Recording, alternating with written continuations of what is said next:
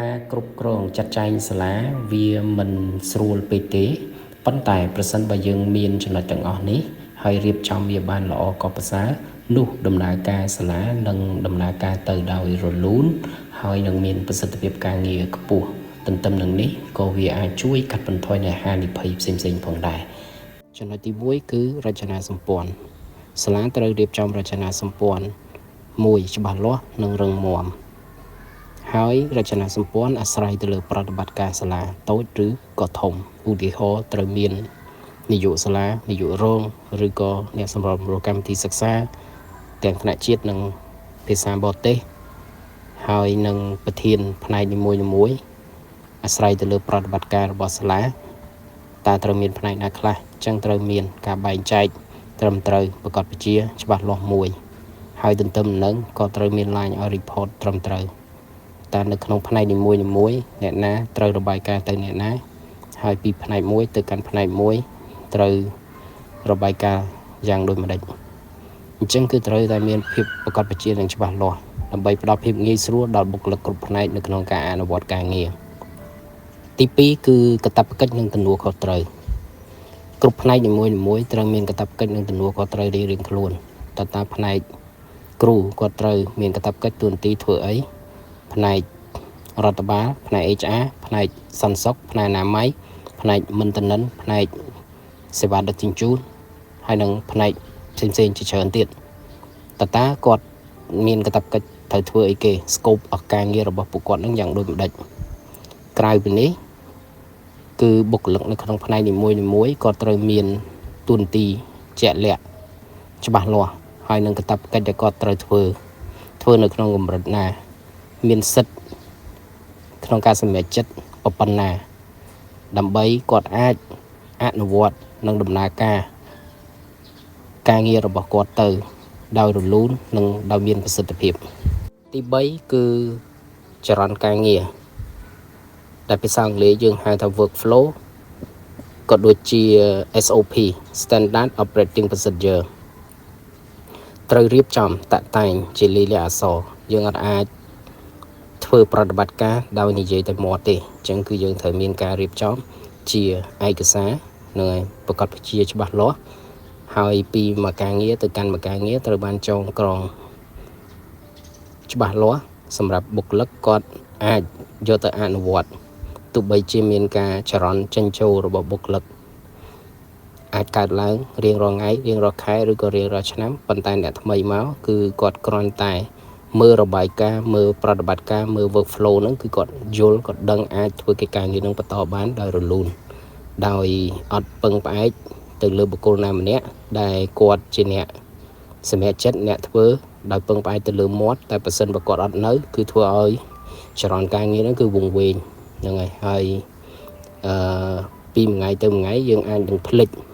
អំពីកាតព្វកិច្ចនិងការងាររបស់យើងតែផ្ទុយទៅវិញប្រសិនបើយើងបានរៀបចំចងក្រងវាច្បាស់លាស់អញ្ចឹងពីមួយកលៈទៅមួយកលៈពីមួយការងារទៅមួយការងារទោះបីជាមានចរន្តការចេញចូលយ៉ាងណាក៏ដោយក៏ក្រុមហ៊ុន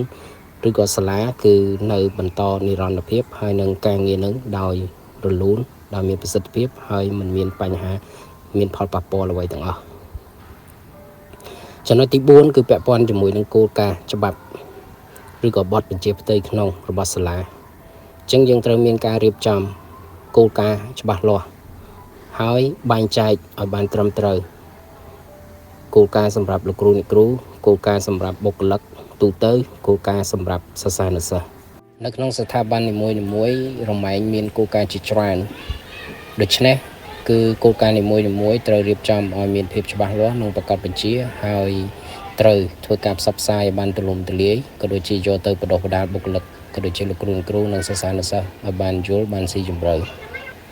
ឧទាហរណ៍គោលការណ៍ទាំងនោះរួមមានគោលការណ៍របស់បុគ្គលិកគោលការណ៍សម្ភារបុគ្គលិកគោលការណ៍អត្ថប្រយោជន៍គោលការណ៍វាយតម្លៃនៅ performance របស់បុគ្គលិកគោលការណ៍ដំឡើងប្រាក់បៀវត្សគោលការណ៍ដោះស្រាយនៅពេលដែលមានវិវាទគោលការណ៍ដែលបុគ្គលិកប្រកបបញ្ហាឬក៏មិនគោរពទៅតាមវិន័យក៏ដូចជាបទបញ្ជាផ្ទៃក្នុងរបស់សាលាគ គោលការណ៍មកបំពេញការងារគោលការណ៍បង្រៀនគោលការណ៍គោលការណ៍ប្រព័ន្ធបន្ទុកគោលការណ៍សម្លៀកបំពាក់ឯកសណ្ឋានគោលការណ៍វិន័យសម្រាប់ធ្នាប់ផ្សេងទាំងលោកគ្រូបុគ្គលិកនិងក៏ដូចជាសិស្សានុសិស្សដូច្នេះគោលការណ៍គឺមានច្រើនមែនតើអញ្ចឹងដើម្បីឲ្យគោលការណ៍ទាំងអស់នោះមានប្រសិទ្ធភាពគឺបុគ្គលិកគ្រប់ផ្នែកត្រូវទទួលបានការបណ្ដុះបណ្ដាលក៏ដូចជាទទួលការផ្សព្វផ្សាយយ៉ាងទូលំទូលាយក៏ដូចជាចូលរួមនៅក្នុងការអនុវត្តក្នុងករណីបុគ្គលណាម្នាក់ប្រឆាចឬក៏អនុវត្តផ្ទុយពីគោលការណ៍ទាំងអស់នោះគឺត្រូវមានការអនុវត្ត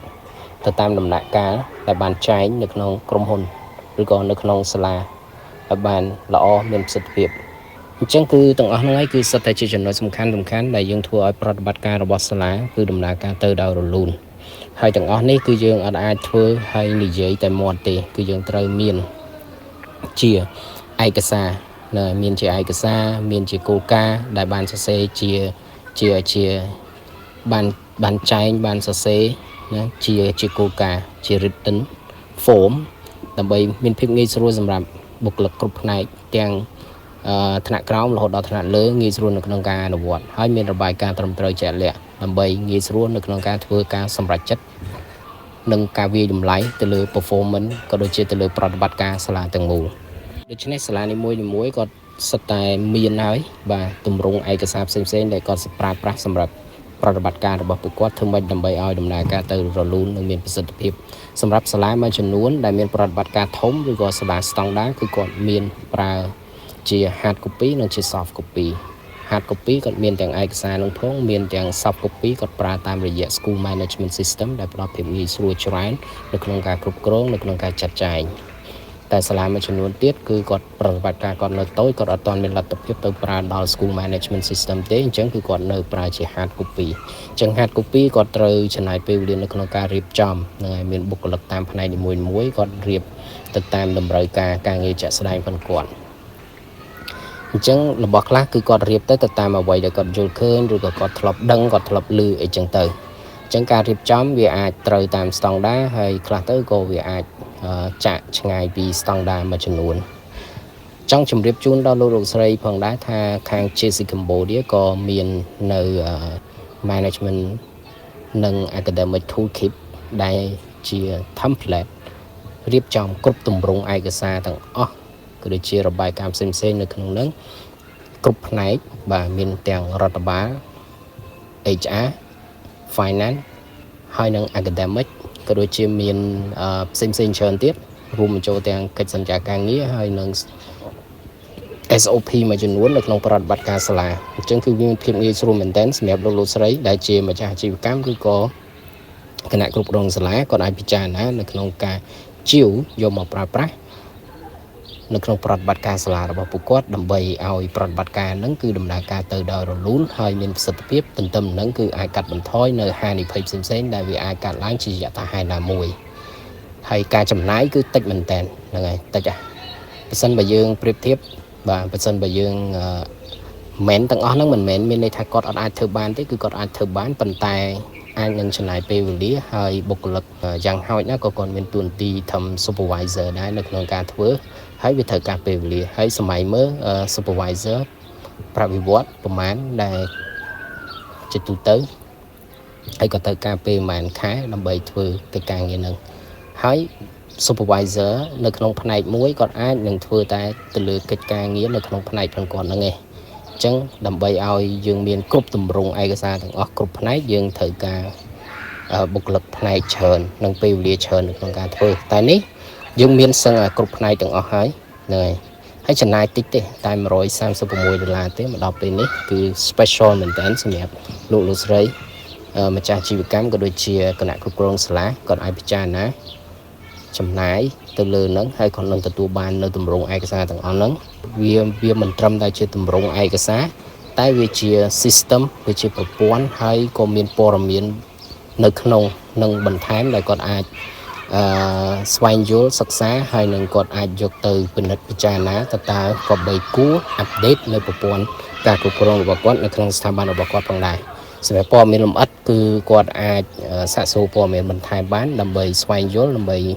ទទួលបាននៅព័ត៌មានជាក់លាក់បន្ថែមហើយនឹងកាន់តែច្បាស់សូមអរគុណ